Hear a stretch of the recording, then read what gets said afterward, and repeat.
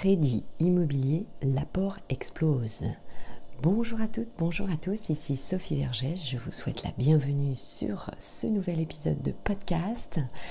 Nous allons parler aujourd'hui de votre apport lorsque vous prenez un crédit immobilier, évidemment. C'est le cas de 9 fois sur 10 dans vos projets, que ce soit pour l'investissement immobilier ou l'acquisition d'un bien immobilier pour votre résidence principale ou votre résidence secondaire. Allez, c'est parti. Donc le sujet, l'apport réclamé par les banques explose et dépasse les 50 000 € en moyenne. Cet épisode est issu du site BFM, c'est notre source aujourd'hui. Alors, le montant des apports explose, c'est vraiment, vous le savez, suite à la conjoncture bien sûr, et à la fin de ce podcast, donc écoutez bien l'épisode jusqu'au bout, je vais vous proposer évidemment des solutions. Alors, le montant de votre apport explose, les banques vous réclament de plus en plus d'apports, ça atteint des niveaux vertigineux dans certaines régions. Ce sont des chiffres également issus du réseau de courtage Finance Conseil. Alors, l'élément clé aujourd'hui pour monter votre projet immobilier, ça va être l'apport. Donc, comme je vous le disais, à la fin de cet épisode, je vais vous donner des solutions avec quasiment 80% de hausse au niveau national au premier trimestre 2022 par rapport à l'année dernière. Donc là, c'est évidemment assez exceptionnel.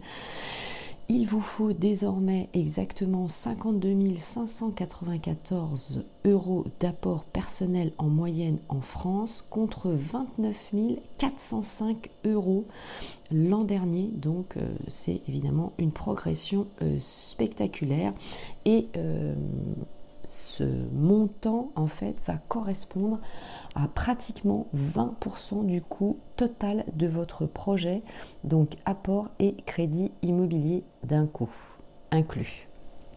Alors évidemment, vous le savez, la conjoncture, le climat dans lequel nous sommes aujourd'hui avec la guerre en Ukraine et le Covid est très incertain et ça crée évidemment des tensions, ce qui est tout à fait d'ailleurs compréhensible auprès de nos banquiers. Il y a également la hausse du coût de la vie. Et les banques vont prendre de plus en plus de précautions et c'est notamment très prégnant dans certaines régions, notamment en Provence-Alpes-Côte d'Azur, on est proche des 24% d'apport personnel à près de 75 000 € en moyenne par crédit. Mais c'est en Nouvelle-Aquitaine et dans les Hauts-de-France qu'on trouve les plus fortes progressions. Dans ces deux régions, l'apport a plus que doublé par rapport à l'année dernière. Et en valeur, bien sûr, c'est l'Île-de-France qui est le numéro 1, qui affiche le niveau d'apport le plus élevé compté, plus de 130 000 € d'apport par crédit distribué, soit plus de 2 fois plus qu'il y a 2 ans. Alors, avant évidemment de terminer cet épisode de podcast, je vous invite évidemment à me rejoindre sur mes différents réseaux sociaux afin que nous puissions échanger ensemble.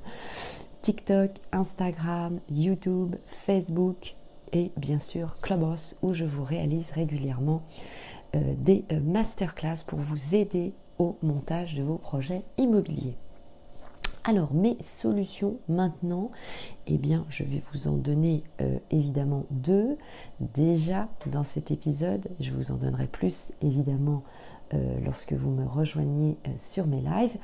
Eh bien, la première solution, c'est évidemment de soigner votre profil emprunteur, votre profil bancaire. Évidemment, il ne faut pas de crédit à la consommation.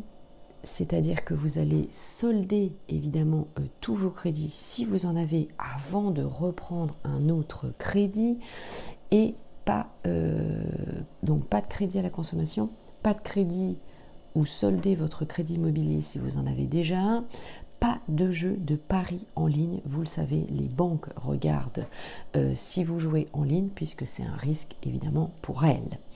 Deuxième solution, préparer une présentation Word ou PowerPoint. Donc préparer sur votre ordinateur ou votre tablette numérique une belle présentation pour présenter justement votre projet immobilier à la banque. Ça sera prêt évidemment pour votre rendez-vous avec votre comparution, c'est-à-dire votre nom, votre prénom, vos justificatifs de domicile, vos dernières fiches de paye, enfin tout votre dossier, combien vous gagnez, etc., etc. Avec tous les documents en annexe, ça sera déjà prêt pour la banque. Évidemment, ça fait beaucoup plus sérieux. La présentation du bien immobilier, ça va sans dire pourquoi vous investissez ce bien immobilier et notamment sur l'investissement immobilier évidemment.